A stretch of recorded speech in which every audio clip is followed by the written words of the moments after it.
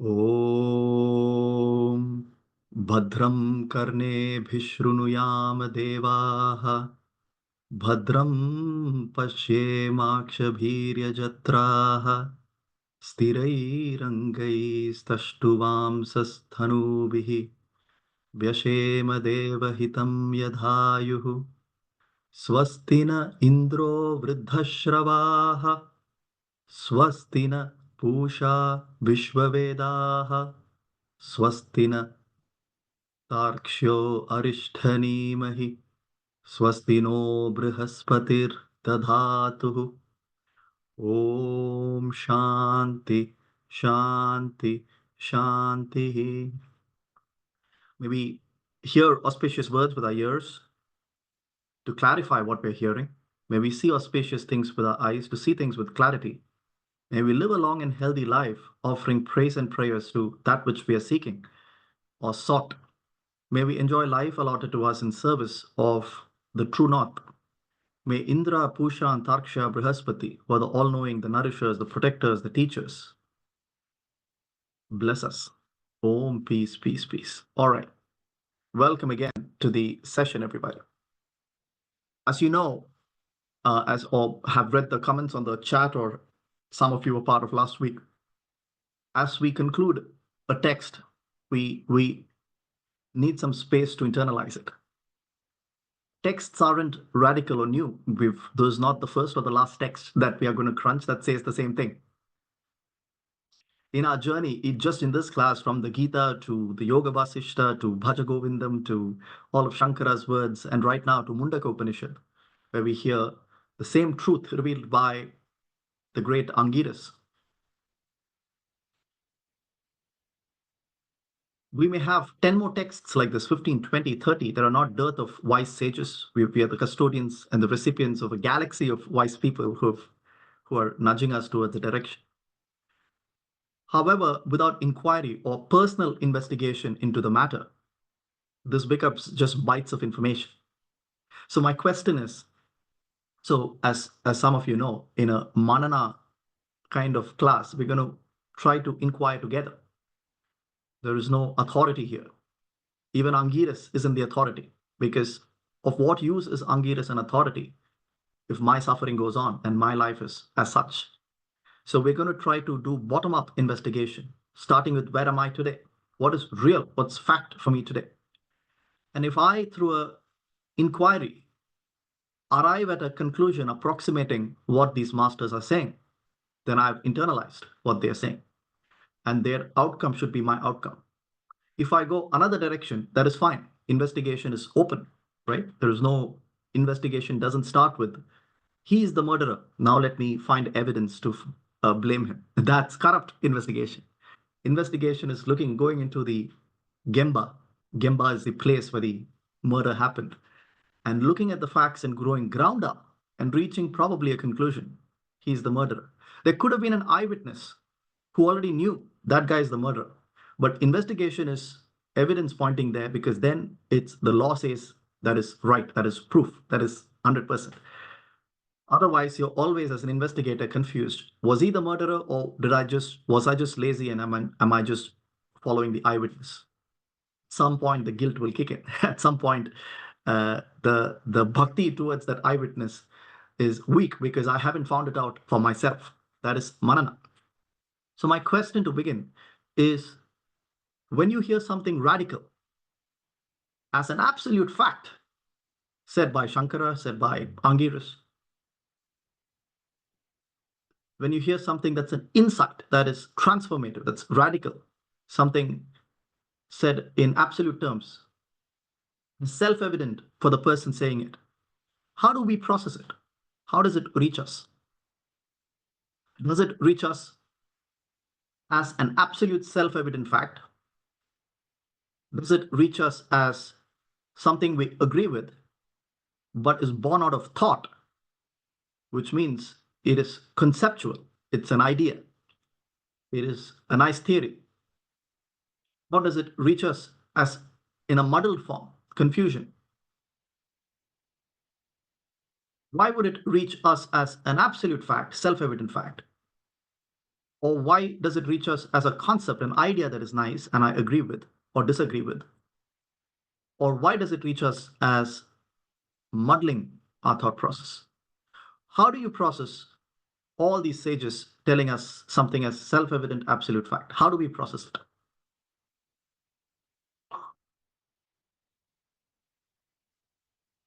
Buddy? Yes, Dawood. Good morning, Aditya. The moment we hear someone saying something else to us, right, it all starts with the point of asking question, the inquiry. So we tend to ask a lot of questions, WH questions, or there are a number of ways that one can think about it, five whys or five R's or some 4P or whatever we can think of it. Once you start asking those questions, you tend to get some sort of answers, and from those answer, you create another hypothetical questions where you can apply those hypothetical scenarios into your own life, and then you start testing it on your daily practices or on your daily basis, whether you go to supermarket, go to the park, just sit in the corner of the park and start observing the people. And also you can test those hypotheses with the other people as well. So by that way you get to get some sort of information. And other than your life, you can also apply those hypotheses on different circumstances, on different variable varieties. With that, in conclusion, you get some sort of data. Okay, in this space, cause and time, I believe that so and so this is applicable for me in my life. And with that belief, you tend to come up with a strong belief that okay, this is what I believe in, and you tend to live your life along with that belief. And if at all you Yeah, find it some sort of changes in your life, you tend to modify that one and then move on with your life. right. This is my thought. Thanks, thanks, Dawood. Great point. It, Dawood, or others as well. What Dawood is saying is that time and progress are key ingredients to cement something that is told to us as a radical truth, to make it our own truth. We touched upon this last week as well. When we questioned the assumption of time and progress as the means to internalize something that is already true and eternal, what Dawood says makes a lot of sense in self development, something that I need to acquire that I'm not today. I need to become more patient because I'm a restless person. I need to be more generous because I'm a greedy person. I'm acquiring a quality or a thought or an emotion, or in easier terms, in the physical world, I need to make more money than what I'm making today. I need to follow and role model people who have already done that. I need to become more fit because I'm not fit today. I need to develop muscles because I don't have that today. I need to eat healthier food because I'm eating junk today. What I am not today, psychologically or physically in the world, I need to acquire. Acquisition takes time and progress. To reframe my original question, is that what is eternal and true today? Realized through a process of acquisition, time, and progress.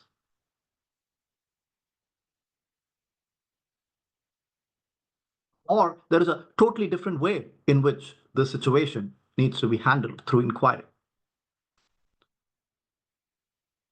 Is what is already true versus what needs to be acquired to become true. They approach the same way. Again, you don't need to agree or disagree.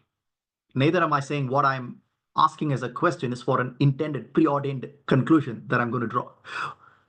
Don't listen to this as a process of debate or gossip or concept, not even as what Aditya is saying. Try to put the spotlight on yourself. The moment we let thought come in while listening,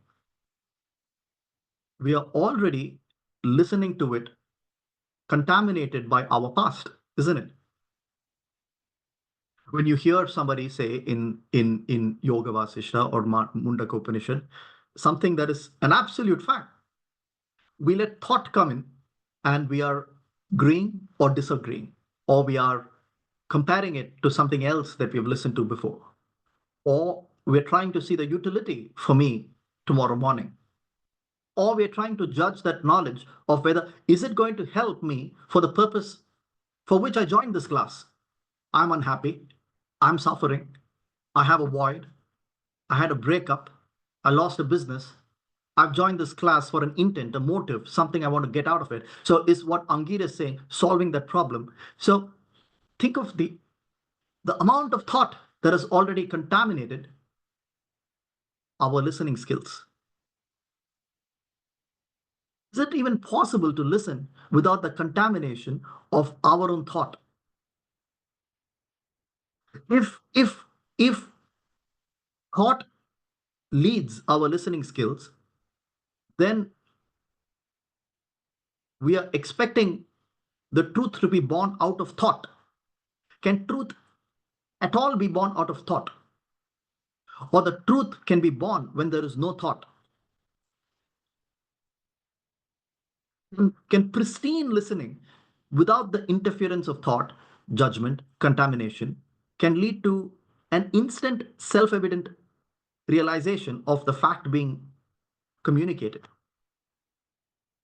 Can the entry of thought, which is nothing but my own past memories, my problems, my suffering, can the entry of thought, which is already contaminated, what I'm hearing to, give that same realization? The moment word is uttered, there is already contamination of truth. The moment we are receiving that word, there is further contamination of truth. So, and we think progress will refine that contamination into reality. So there's a lot happening here. So the question is, if something is true, which is not a process of acquisition, as we have said, like in the physical world or in our own leading a better life, if something is true staring at you, does it need to be acquired or does it need to be absorbed and internalized now? Is there at all a better state in the future where we hope that what is theory today, what is confusion today, be more clear tomorrow? Is that a fool's paradise, procrastination, lazy mind, or just refusal to inquire today that puts something that is true today to a realization for a later day? With the best intent saying, I will be better tomorrow, I will be more sattvic tomorrow, I will be more receptive tomorrow, my life will be better tomorrow. So let me keep this realization of something evident for tomorrow because today I can live with myself as I am today. So back to the question, can truth be understood, but not understood conceptually, not understood theoretically? Can truth be understood as self evident without bringing in time and progress? Time and progress are faculties of thought. Movement of thought is nothing but movement of time and movement of cause and effect, which is progress. Abhisha? Hi. So, in the last class, you ended with identification and thought, right? So, I have a follow-up question on that. It is connected to what you're talking to right now as well. So, so the conclusion that you arrived at is that identification. Why do we identify? Because of thought, right? Okay, I'm not, I don't want to interrupt, but Okay. you brought in something called identification, which we haven't discussed in this conversation yet, right? So it breaks inquiry. Why don't you pose your question? I know your question is relevant to what we are discussing, but in the stream of thought that we are in at the moment. So can we identify, like, can we think without identification? That's my question. Because if thinking, yeah, because if something is not true for me, how can I make it true for me through thought, right? Because without thinking, how can I make a false belief into a self-evident reality? We'll get there, Abhisha. You're jumping the gun, but I'm going to still stick with you. Okay. What's your perspective on the question I asked? Okay. So the question, you asked so many So questions. Abhisha, and not you've already you're already not listening. You're bringing in your thought. You're talking about identification, last class. Why can't I understand? You're already, you see, you're listening with existing knowledge. You're listening with conflict in your mind. Good conflict, not conflict as in I want to rob or steal. No, conflict regarding the subject. But you bring in conflict and thought into something simple, and the contamination already happens, right? So Abhisha, let's stay with where we are today, now, at this moment. The question, Abhisha, is can something that is true today be realized without seeing it the same way like we see any other acquisition, like self-help, like a better life? If not, why so?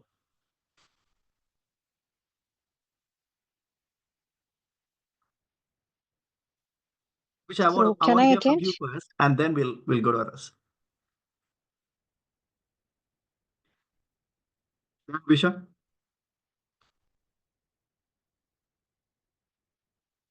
Abhisha?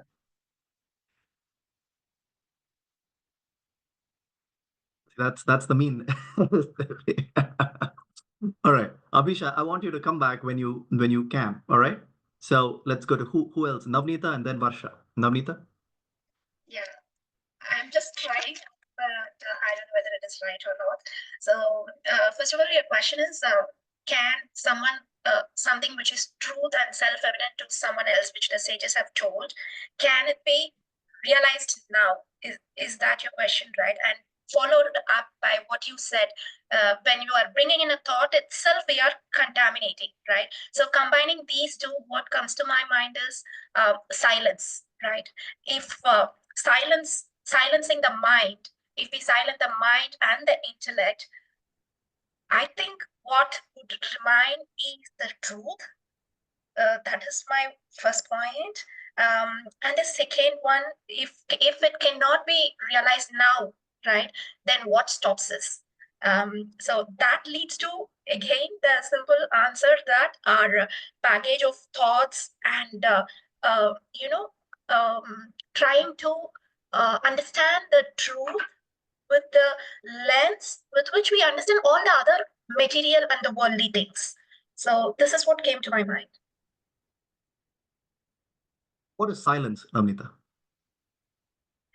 Okay, so to me, silence is silencing the mind, especially, is without any thoughts. That is what I would call it as silence. The one thing, yeah. Is it possible at all to have a mind without the interference of thought? Yes. So there again, I think it is possible, but then that is where the time and process comes into picture to me, because it takes time and process to silence one's mind, right? Like just how we do it in meditation, and if we have to do it as like in our previous classes, we have seen like nirvikalpa samadhi, right? So it does take time and process, and that is what I was thinking. Navneeta, we're going in the right direction, but you made an assumption in between. I'm questioning that assumption. Right or wrong, I do not know, right? Yeah, sure.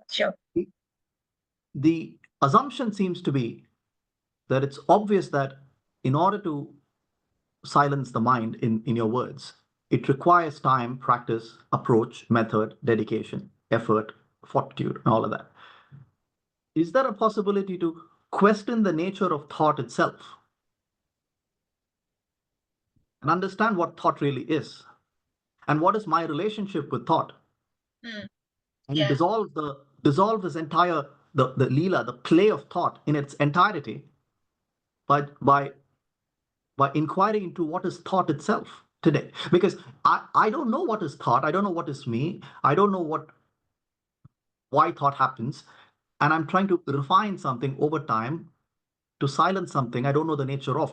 Again, this is not this or that, it's just inquiry. Is it possible to inquire into the nature of thought, my relationship with it, and reach that silence that you're talking about? at this very moment. Because otherwise, the teachers, the people who ask you to register, the mindfulness, meditation, yoga, all great by itself. Thousands of years of methods and methodologies and techniques and effort. And I don't see particularly that the world necessarily is in a better place as a result of all that, all the wealth of methodologies. So I'm questioning per se whether methodology and process is the way to silence the mind, or is it inquiring into the nature of thought itself, which we rarely take the time to inquire, not inquire superficially, but inquire in its depth. Navneeta? Yeah, I'm here completely listening to you, and that inquiring the nature of thought, that idea itself, makes me forget everything and just focus on what is thought. And I don't have any answer beyond this. Right, right. But you took the conversation in a great direction, Navneeta. Thank you. Thank you, Aditya. Right. But Navneeta, when you are struck by a moment of beauty, like you visited you went to Himalayas and saw the most beautiful Mount Kailash or whatever, right? Or you read a piece of literature or poetry that was so moving and deep. When you were reading a book for 6 hours nonstop, when you were in a flow state, maybe doing your art, maybe painting, maybe when you were on stage doing a 4 hour speech, if you're a public speaker. In those moments, what was the interference of thought? We're trying to inquire into the nature of thought itself, right? So we need to ask ourselves, what is thought? So, and we got to start with what is real for us. So the question is, what is thought? And interference of thought, and silence as a result of non-interference of thought. That's where we've got to in this conversation so far. So in moments of being in flow, either with nature or doing your craft, is the interference of thought. Because you're dynamic. You're sitting and closing your eyes and trying to say, thought, go off, thought, go off. I need to be aware of my thought and I've got to chuck it. You're doing something else. You're dancing on stage, you're painting a beautiful picture, you're watching the birds fly in the beautiful Himalayas. Is there interference of thoughts in that passage of time? No, Or would you call it pure awareness without interference of thought? when we are in the flow state, there is no interference of thought, right? So is that a statement or question, Navneeta? It's The a addition of statement.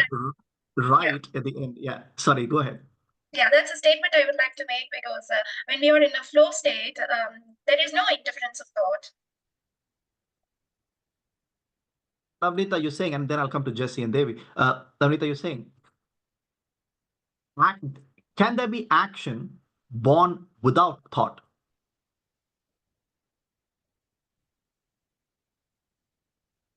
Because you're saying in flow state there is action, right? In flow state you're not sleeping. In flow state you're painting, you're seeing, you're with your newborn child or whatever. You've spent 4 hours doing a lecture, but for you it was like 5 minutes or whatever it is, right? You're acting, and you offered the idea that in a flow state there is no interference of thought, or rather there is no movement of thought, right?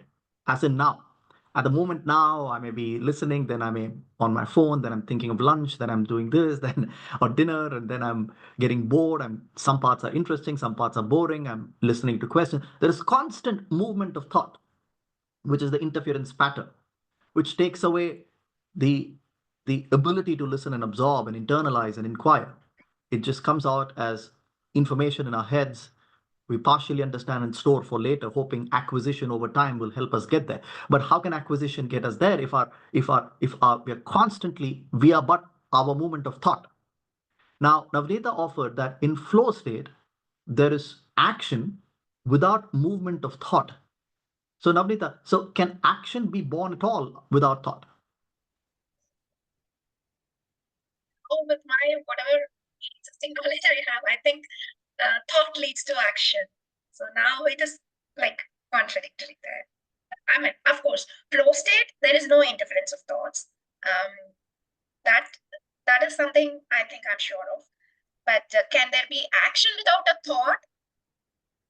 I think thought is what drives us to act, right? So You're right, Amit. So in flow state, is there action? Let's break it down. In a flow state, is there action happening?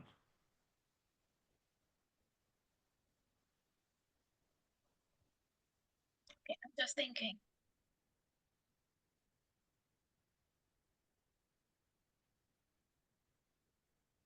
Um, I think action happens, but without me knowing that I'm acting, or When you say without me, what are you referring to?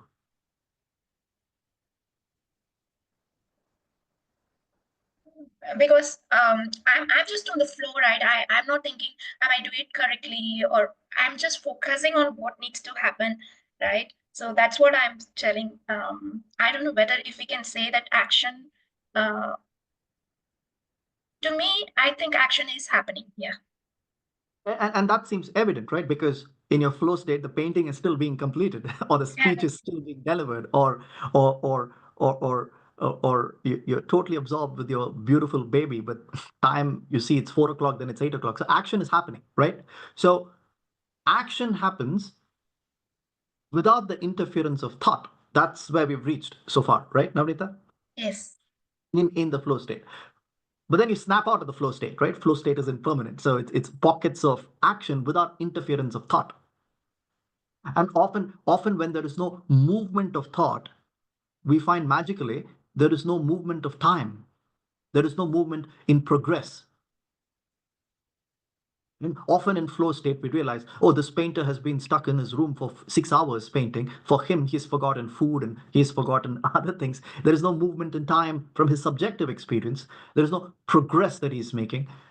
And movement of thought is movement of time. So there is no movement, but action is dynamic, right? So, but the flow state snaps, his hunger kicks in. The movement of thought arises again physiologically or psychologically. There are other needs that take over. So that flow state is broken, movement of thought happens, he almost snaps back to reality, right? So these are pockets, these are not permanent. Flow state, as we defined it now, by pursuing a hobby or a passion or in a complete emotional resonance with your lover, these flow states are actions without movement of thought, but it is isolated. It is not a real fact for us except in those pockets. It's superficial and partial, but nevertheless gives us some insights. Jesse, did you want to add something to this flow of discussion? Please go ahead. Yes, I think you have explained it well, because it's a kind of spirit filled, the spirit is filled in you and you don't know what you're doing, it's a spontaneity in the process. You explained it well. That's it. You don't think, and you don't pre-plan, you don't think. It's a sudden surge of the spirit that leads you to either to speak, either to dance, either to paint, whatever you're doing. That spurt, that's called. That time you're not thinking. That spirit, the passion that you are into, that takes you, and you will not know who's around you and your passion that speaks. This is what I think. Am I there? Absolutely, Jesse. Very beautiful, poetically said. Thank you. So and before I come to Devi, just to take this forward, I'm going to question the discussion that Navnita and I had as at the moment, and Jesse's addition. So we said that in a flow state there is no recognition of thought, whereas there is action. And we asked whether, therefore, is action thoughtless? Can action be born without thought? We just observed that scenario and said it seems to be because there is less different distorted movement of time and progress for that person in a flow state. So maybe it's born without thought. Can that person paint that stroke on the canvas? Or can the public speaker utter those words without it coming from his brain or mind, because he's passing on information to his hand and to the canvas, passing on information to his brain and spontaneously answering that question on stage, or he's in the Himalayas, taking that information through his eyes, goes to his brain. So is there no thought, or is there no identification with thought? There's no identification with the thought.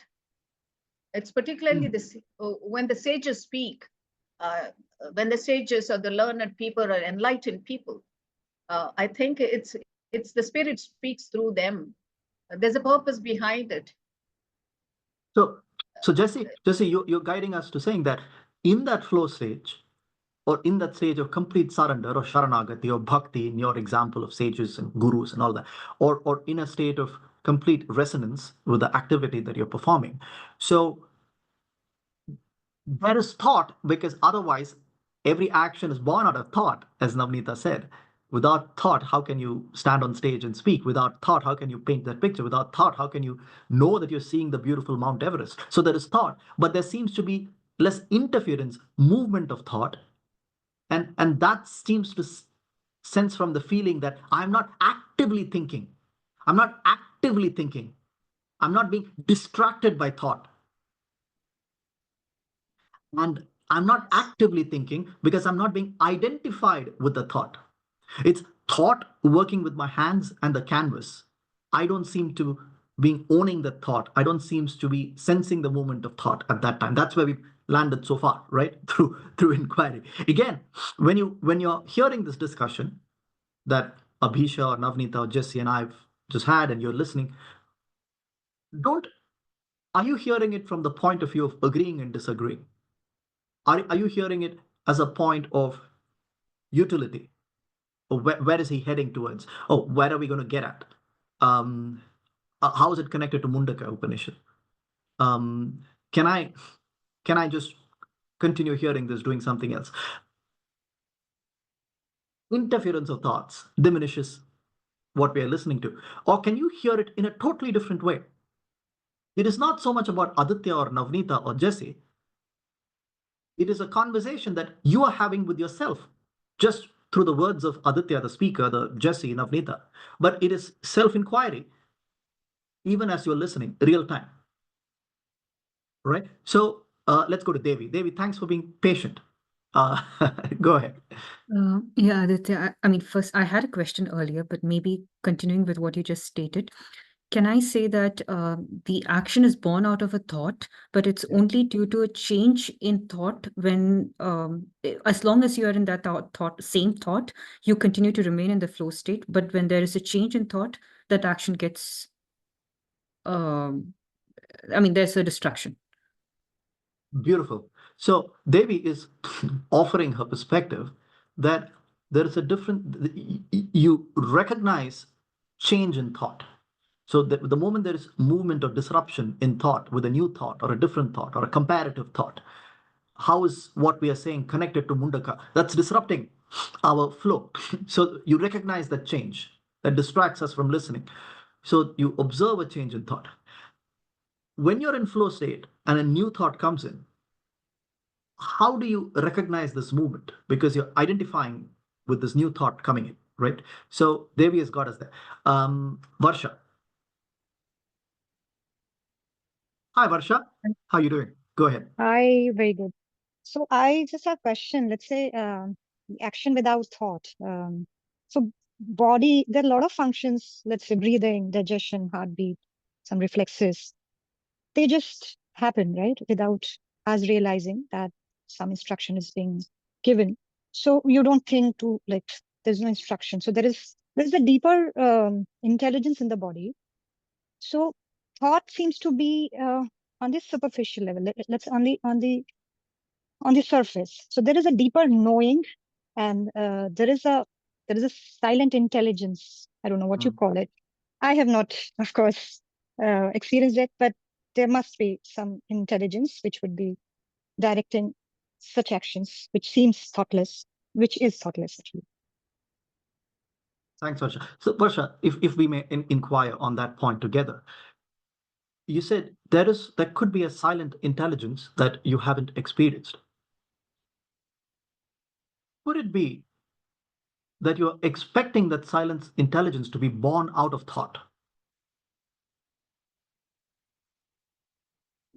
I think it Well, just needs a kind of validation or acknowledgement that it's there, and I refuse to do that. So it's my inability to accept that it is. but it is an assumption, right, Varsha? Our reality is what is real. So it is good. But is is that silence that who started the word silence? It's me. Navneeta, is that silence, and Varsha has added a poetic touch to it, saying silent intelligence. Is that a result of thought, or is that a result of, or sorry, is that born out of a thought? Like Angiris has said something, he has made me think. So that thought, out of that thought will be born another thought, which is that silence. Or is it the eradication of movement of thought, which makes the silence obvious that already is?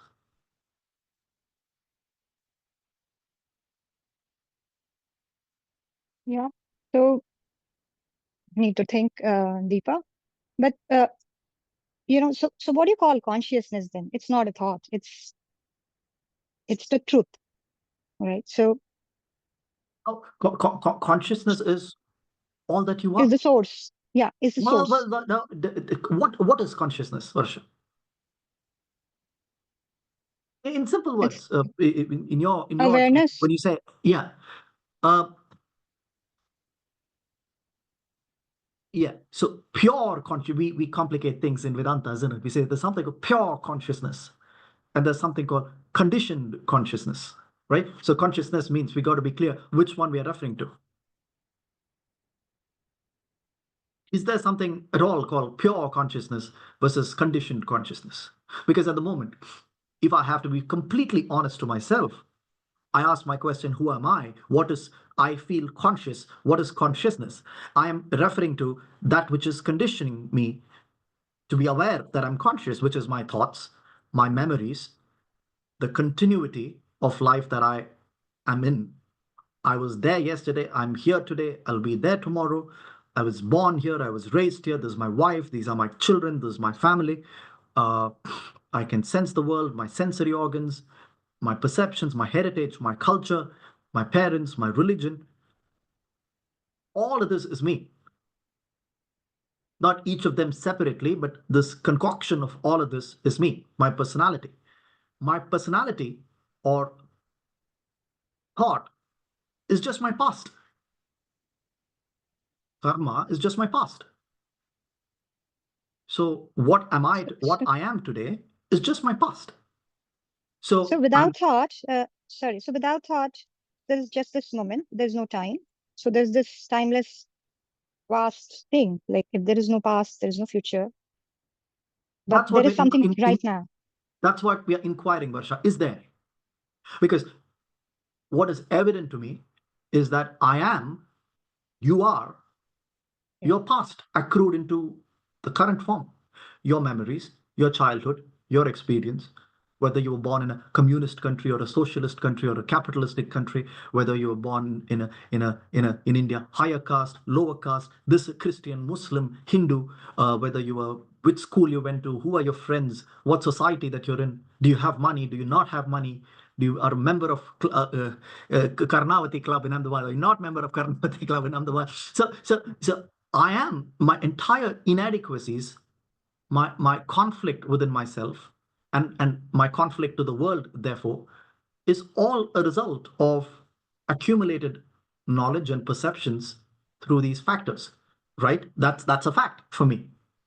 Um, Varsha is asking, this is my consciousness. This is how I see the world. Is there is so the question is is there consciousness apart from the contents of consciousness? Or is the content of consciousness itself, out of itself is born this aggregation feeling that all this content is me? A Buddhist would come and tell us that, again, here we are not saying, we are in a Manana class, we are not saying Buddhism is right. So a Buddhist would tell us there is nothing about you apart from the content of consciousness. Atman, they would say the greatest treachery or the greatest mockery of truth is inventing this word called Atman or something like that to say there is something apart from the content of consciousness. Where is it? It's the content of consciousness that is consciousness. And the Buddhists will go on to say, observe and inquire into this content of consciousness. You are none of that. Neti, neti. So the question is, when we say consciousness, are we referring to the content of consciousness, our thoughts, our memories, our physical self, the world we experience? Or are we referring to something apart from it, if at all? Well, just to add to it, can flow become a natural state? Let's say, I don't know, can you be in that state forever? Like, So what should be our relationship with, what should be our relationship with thought for flow to become a perennial state? effortless, changeless, no movements in thought. So that's where, if there's no concept of time, there's no movement of thought. Is that possible, Varsha? And if it is at all possible, why can't it be possible now, this moment?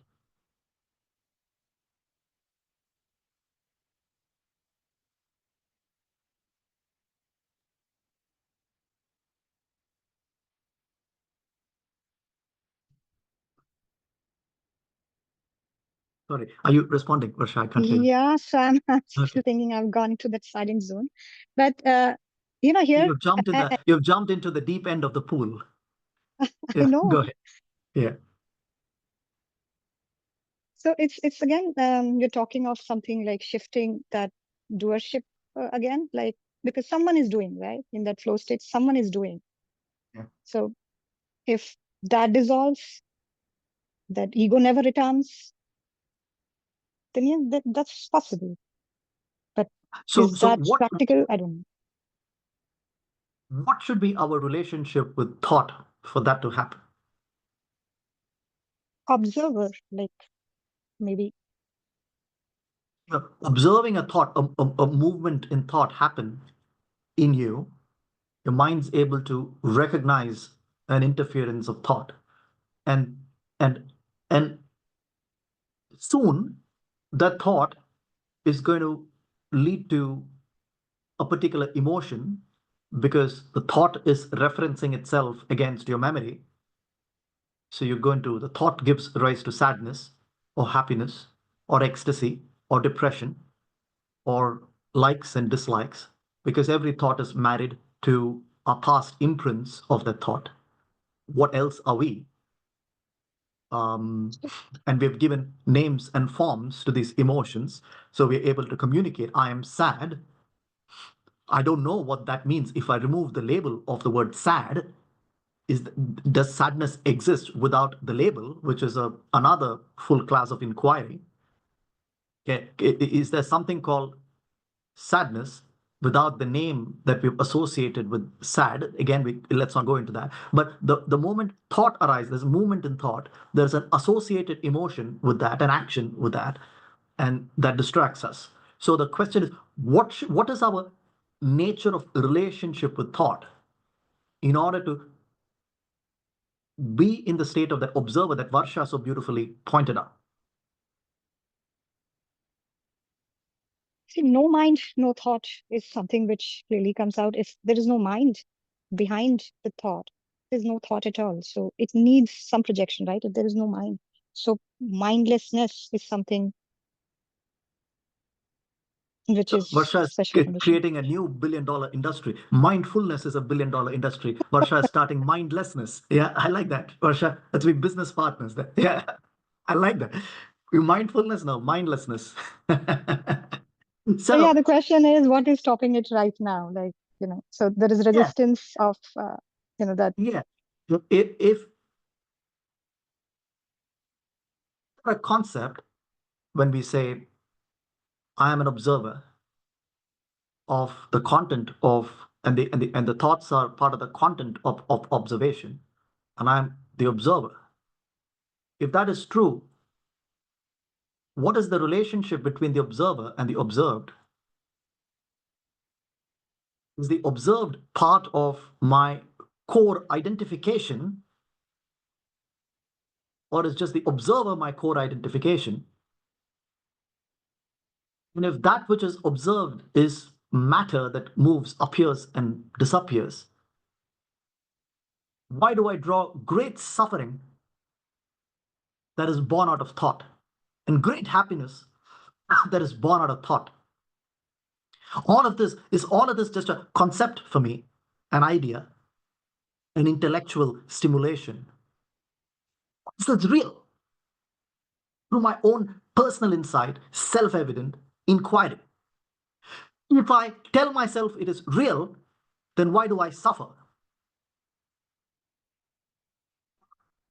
These are the questions in inquiry. And can I claim something to be real for me and still suffer? Can I say, I've understood Brahma Satyam, Jagat Mityam, and all those fancy things that are repeated and told to us for generations? If I claim that I've truly understood it, I am that observer, and I understand the nature of my relationship as an observer with the observed, and I don't identify with what is observed, apart from using it for its own utility as objects of experience, can I still suffer? And if my experience is that I suffer, have I just understood an idea, a concept, a theory, which has no material value to me because I suffer? Devi, thanks for your patience again. And if I had, apologies if some of you had raised your hand and I hadn't picked you because we were in a flow here. Please do raise your hand again. I would love to hear all your perspectives, not select perspectives. So why don't we go to Sunil first, because we haven't heard from Sunil, and then we'll come to Devi. Sunil, thanks for your patience. Hello, Aditya. Yeah. This discussion remind me the Vipassana meditation which I attended long back. So basically, in the 10 days course, they for the 3 days what they do is basically observing the thoughts. So what I realized in the 10 days course. Sunil, I want to hear you, but why compare, sir? You see what's happening? Our memories, we are trying to introspect, ask ourselves questions, and immediately we are absorbing this question in relation to a memory, a vipassana I did, or what my teacher said, or what Angita said. Does that mean the inquiry gets diluted because we are viewing this question in the framework of our past experience? Or are we able to truly view the question at this moment for what is asked? And that is just an idea, Sunil. I want to hear your experience. But inquiry is always in comparison to our past knowledge. So what happens is that your vipassana experience is knowledge, your experience, it's in your thought, it's in your memory, which distorts the inquiry today in relation to that as compared to somebody else. If Sharmini has never done vipassana, the way she is receiving this information is different to the way you are inquiring today, the way I'm inquiring today, etc. So inquiry is being born out of thought. So can there at all be instant insight if it's our past memory that is playing as interference with insight? So Sunil, that's not a That's not directed to you. That's just an insight for all of us. But Sunil, go ahead. Yes, like it always happens, especially with me also. Whenever something comes up, then I compare or retrieve or connect the things with my past experiences. Yeah. With the past knowledge or with, and But Sunil, since you talked about Vipassana, why did you tell us your experience there in relation to what we are discussing? okay. So what I feel when I just listen your discussions, ki, uh, basically the thoughts comes and go when I spend the 10 days and etc. But the happiness or the sadness comes when I react towards the thoughts. And after after a continuous after ninth day or 10th day, the situations comes when thoughts are not fluctuating. So maybe after a certain point of time, a situation comes when I'm like thoughtless or something.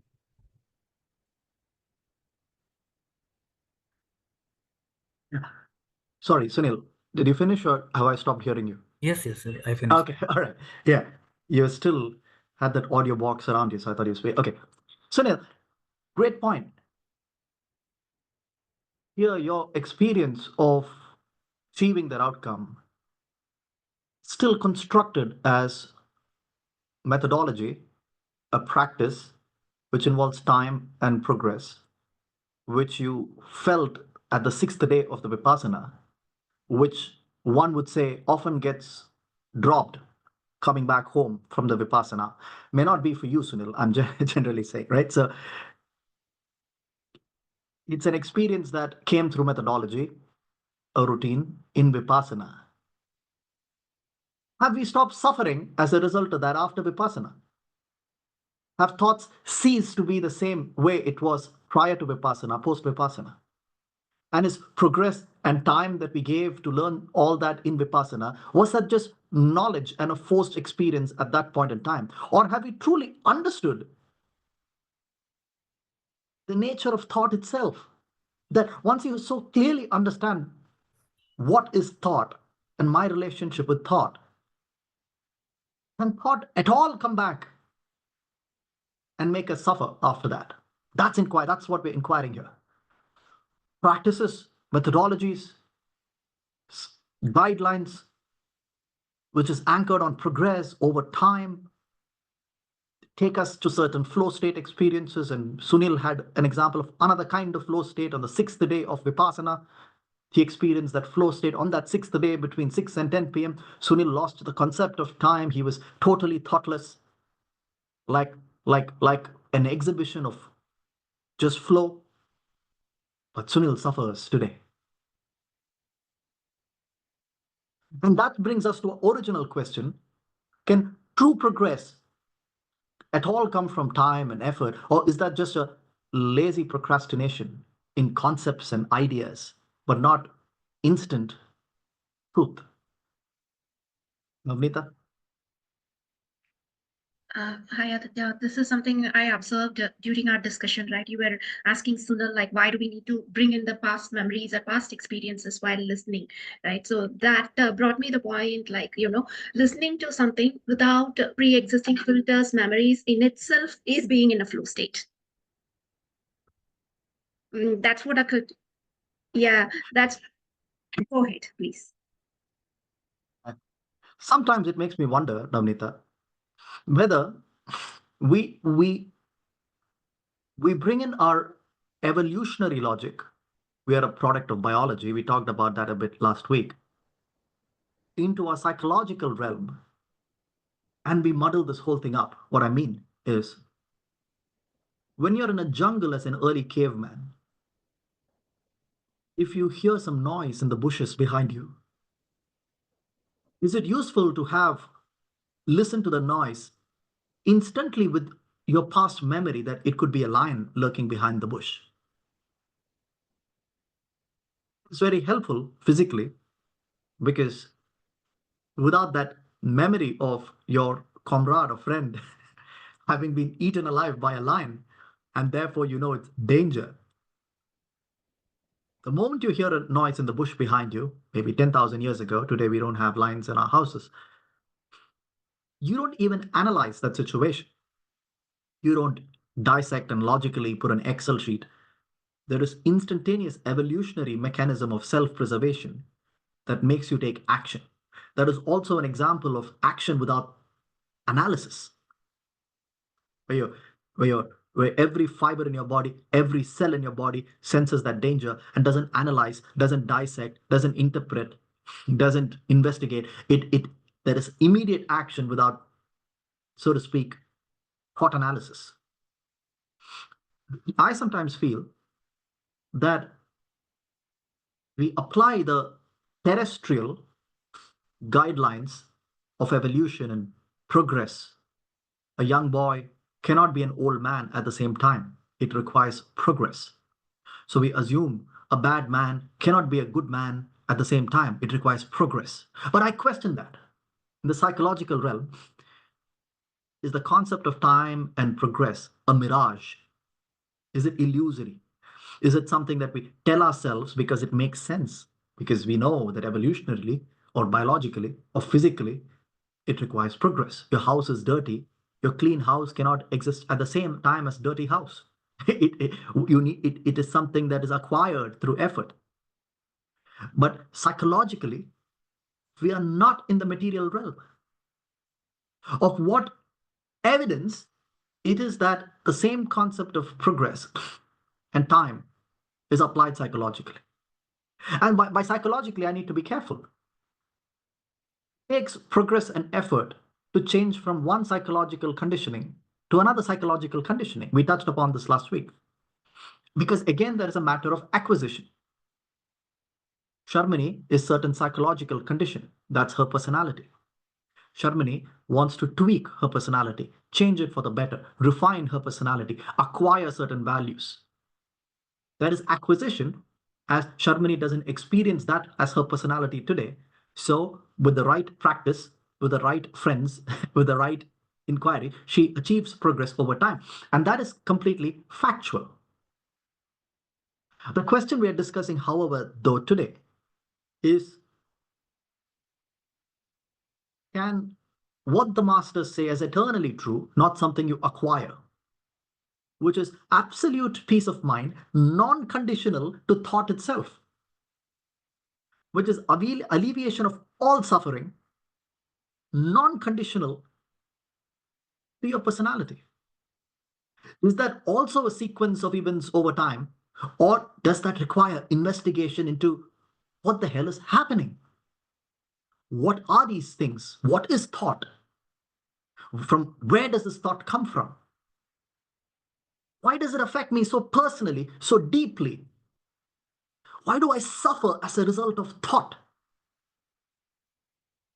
Why is my entire life like a paper bag in the wind, led by a series of thoughts, good and bad? There are some islands of paradise, there are some islands of suffering, and I'm seeing to be oscillated just by things born out of thought. And as we said, our thought itself is shaped with who you are, but culture and religion and all of those things. This baggage of thoughts, which is just my past, my stored as memories and stuff, is taken me hostage to a point of fault. Can that be gradual? Or you see it, you got to see what is thought, what is my relationship with it, and ostracize, cut asunder completely, instantaneously with insight. That's inquiry. The moment we say, you may be processing this question now as, yes, it's possible. No, it's not possible. No, that's judgment. We don't need to judge yes and no here. We are reflecting, not saying it's possible, not saying it's not possible, but asking questions. Not taking the authority of Shankara, not taking the authority of Angiras, not saying, oh, but Buddha said so, Christ said so, the Quran said so. No, we are asking ourselves, our self-evident reality is that the world, samsara, there's a lot of suffering. People die every day. People go to war. There's disease. There is enough. There is this need to make money all the time. There is need to maintain family. There is duties. There is work. I get up as a slave. I sleep as a slave to make somebody happy, and there is internal reality, which is that I'm troubled. I'm suffocated. I'm helpless. I'm just running in this treadmill called life that doesn't seem to stop. And there is no stop button in it. Every commitment I take is a 20-year commitment. There is moments of joy in those commitments, of course, but there seems to be much more helplessness and void and suffering inbuilt in that. Internally, I'm just moving from emotion to emotion, thought to thought, procrastinating in myself that one day things will be better. One day I will be healthier. One day I will be more joyful. I may retire by 50, and after which I will seek divine providence. I'm in turmoil. That's a fact. We've also established through this class that the movement of thought, identification to that movement of thought, leads to a myriad of emotions that come on the other side: sadness, happiness, joy, blah, blah, blah. So the question that we're inquiring now is, what should be my relationship with thought? It allows me to be in that, for lack of better word, that flow state experience, but not while painting, not while writing a book, not while watching a movie, but as my state of being. Totally unconditioned by the nature of thought. That doesn't mean thoughts disappear. It means my relationship with thought is different. How can my relationship with thought be different? Because I've understood what is thought.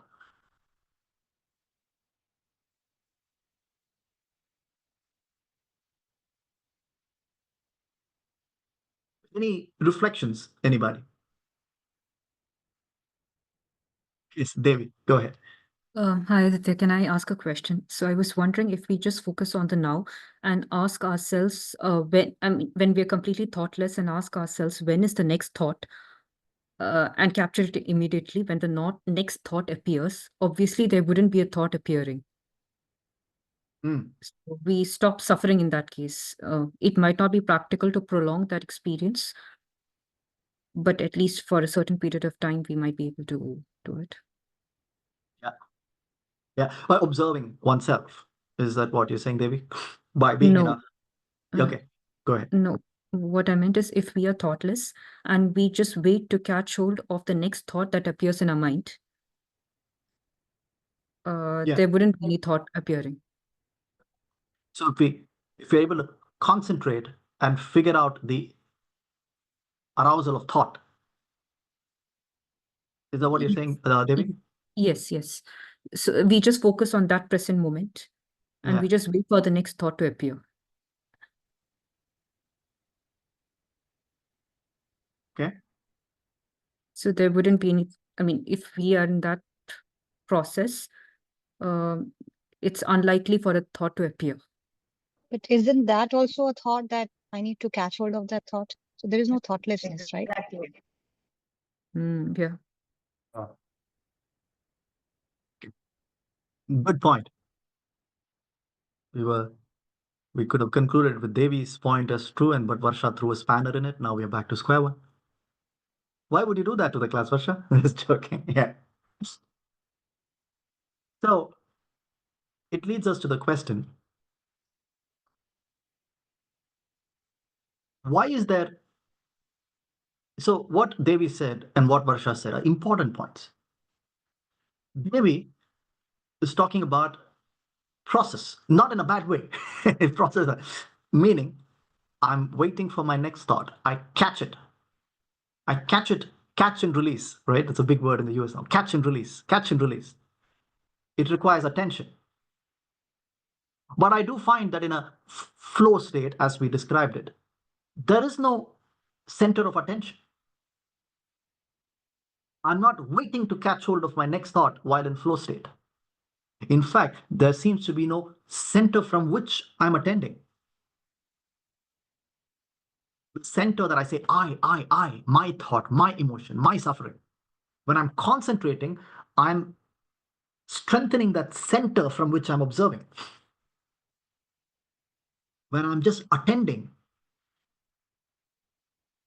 I'm loosening that center from which I'm observing. There is no center from which I'm observing. There is just awareness as opposed to attention and concentration. It was just awareness. And the rest of the things happen by itself without the identity of I. So in the flow state, there seems to be no center from which there is observation. But at the same time, thoughts are getting translated to action, and action gets translated to that beautiful painting.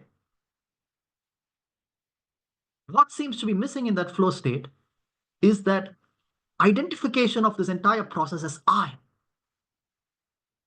The moment there is I, there is a center from which we are observing everything. The moment there is a center from which thought seems to arise and action seems to arise, it's that ego that personalizes it. I like some thoughts, I hate some thoughts, I like that person, I hate that person, I suffer, I'm happy. That commonality of I is the center, isn't it? It is my center. Not necessarily a physical center like it's in my kidney or liver. It's my psychological center.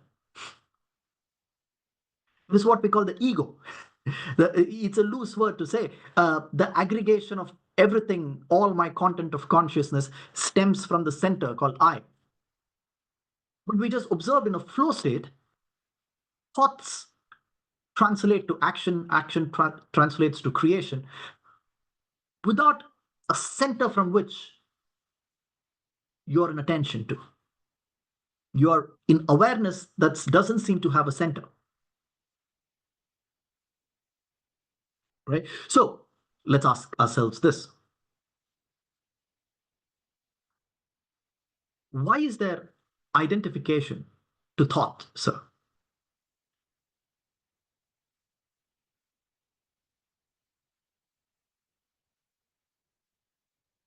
If you think about it, there doesn't need to be identification with thought.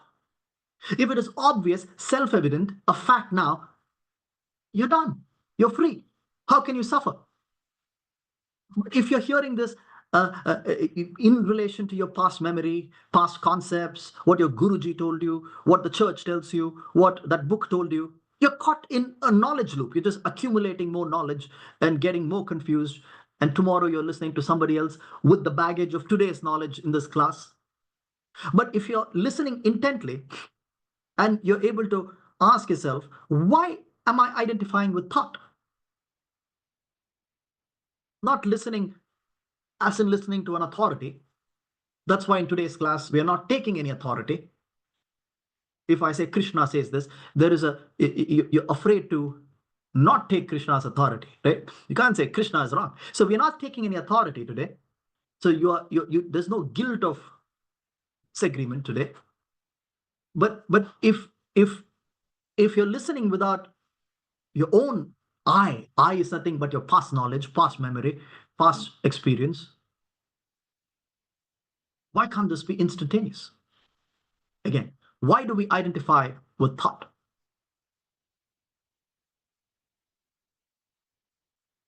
And again, if I had missed calling upon any of you for even not exactly this answer, but something else you wanted to share, please feel free to raise your hand again. I don't see all the hands at the same time. That's my mistake.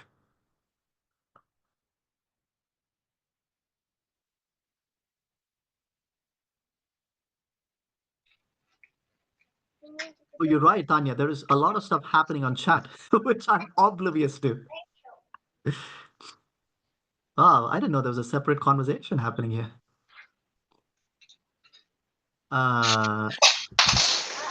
Okay. Thanks for reminding me. So, of course, if you have an insight, put it on chat as well. Raki, go ahead. Of all the attachments, I think the attachment to thinking or thoughts is a big one to our ego. So the structure of the ego is based on like I think, therefore I am. If I have to, I mean, if there is a practice to go on thoughtlessness or something, it's like ego structure crumbles there. So that is why it's not easy to release the attachment to thinking. And even if and even though like sannyasis who are called sarvasanga parityagis, like they have they have no attachment to anything. So a true sannyasi is someone who is having no attachment to thinking, or the act of thinking. So I think the whole evolution, I mean, if there is a fear, I mean, it comes from evolution, that if I don't think, I can't survive. That is probably the reason that it's not easy to not think. Yeah, because we've been so accustomed, or it's been so etched in us that paradigm shifts require time and space and cause and effect and progress. Something that is true for acquisition of something I don't have today, it should be the same to acquire bliss, acquire realization, get an insight, which totally keeps us in this game, this loop of later, later, later, in the best intention of making progress, joining classes, registering to certain things, buying more books. And that helps us immensely to change from condition one to condition two, which itself is a beauty of life. So we should not leave practice, leave progress, because in progress lies becoming the condition that you want yourself to be. But we're not questioning that today, right? If I have to be a more extroverted person because I'm an introvert today, can I just inquire my way to extrovertedness? Probably not. I need to put myself out there, build my network, maybe have an extroverted friend. It requires time, patience, progress, feedback. From there, if I want to be um, a more, if I want to be a leader, it requires time, progress, practice, leading a small team, leading a bigger team. But we are not questioning moving from condition to another.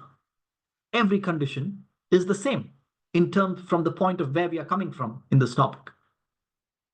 There's nothing called better condition, worse condition, from the point of where we are discussing. Every condition has its gamut of suffering, gamut of joy, gamut of thing. In certain conditions, you're of better use to this world. In certain conditions, you're a burden to the world. In certain conditions, you can become a better mother. Under certain conditions, you're a bad mother. So these conditions are useful to go from one to second to third, and all our life is trying to move from condition to condition to condition to condition to better serve ourselves and the world. But is there at all a difference in these conditions from the view of where we are coming from the Vedantic view, or to leave names and phrases, from the view of what is real, what is true? Can be found in any of these conditions? Is one condition more true than the other condition? Is truth something completely apart from any condition? Is truth can truth never be found in any condition? Because by the obvious to the word condition, it is still condition. It is still movement of thought. It could be movement of sattvic thought, tamasic thought, rajasic thought, as we have seen in detail in the last 5 years. But it's still movement in thought. And is truth born out of movement of thought, or is truth born out of understanding what thought itself is, the nature of thought, and my relationship with thought? Then it doesn't matter whether I'm in condition 1 or condition 20 or condition 40. I have understood for myself what is thought, what is the nature of thought, what is my relationship with thought. And there is a complete, absolute clarity for me in terms of thought and my relationship with it. And there can be no suffering after that. Is that possible? Those are the questions of inquiry. So, to get into, is it possible? And it's a difficult inquiry that we will continue in the classes, because the moment I say it is possible, will the question be, how is it possible? And how takes the form of a process, a methodology. Buy this yoga mat, sit in this posture. Or when I say it's possible,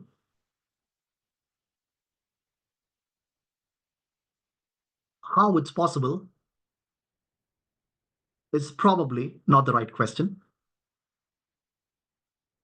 Can the better question be, what is holding me back from that possibility? Or can an even better question be,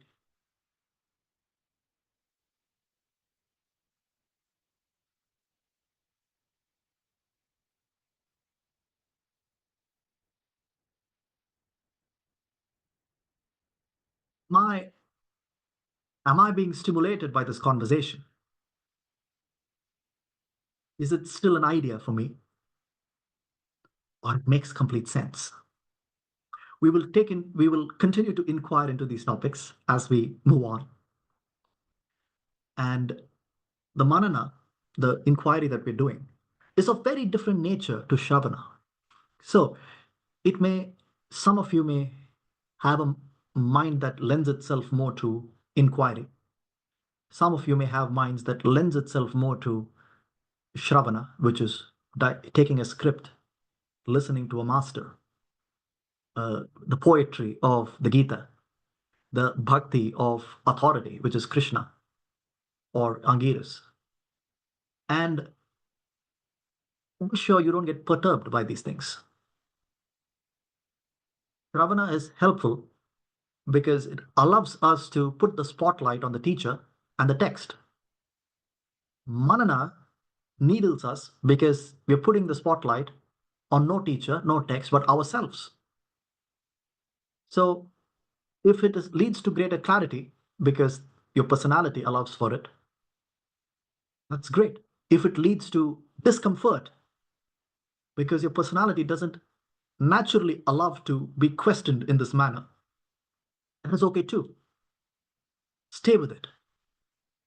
And we will see where the conversation goes in the couple of weeks to come before we decide what to do next in these classes, if at all. I wish you all a fantastic week ahead. Reach out on the chat with your opinions, questions, suggestions, and I will see you all next week. Thank you. Have a great week. Thank you, Aditya. Yes, yes, yes. Aditya. Thank you, Aditya, sir. Thank you. Thank